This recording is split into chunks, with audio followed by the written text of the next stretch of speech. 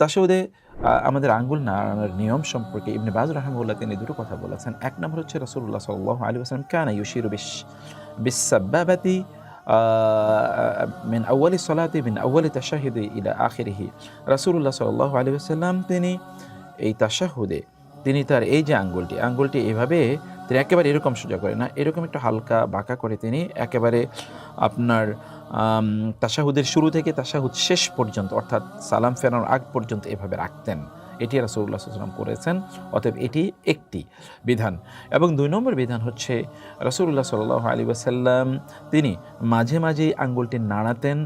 এটিও হাদিস দ্বারা প্রমাণিত এবং এটির ব্যাপারে কেউ বলেছেন এই যে নাড়ানো, এই নাড়ানোটা কখন তিনি নাড়াবেন? একেবারে এরকম জোরে, জোরে এরকম না, হালকা করে মৃদু মন্দভাবে তিনি নাড়াবেন, সফটলি তিনি নাড়াবেন। এই নাড়ানোটা কখন?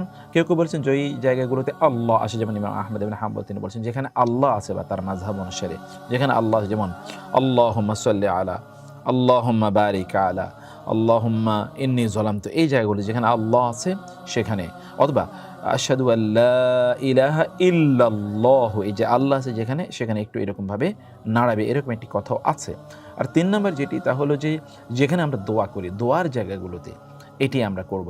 যেমন আমরা বলছি আল্লাহুম্মা সল্লি আলা, এই যে সল্লি আলা আমরা পড়ছি, আল্লাহুম্মা বারিক আলা আমরা বলছি, আল্লাহুম্মা ইন্নী যালামতু নাফসি যুলমান কাসীরা ফাগফিরলি আমরা বলছি, মাগফিরাতাম মিন ইনদিকা ওয়ারহামনি।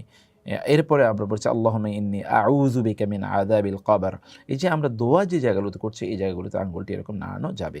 এই ৩টি মতই রয়েছে।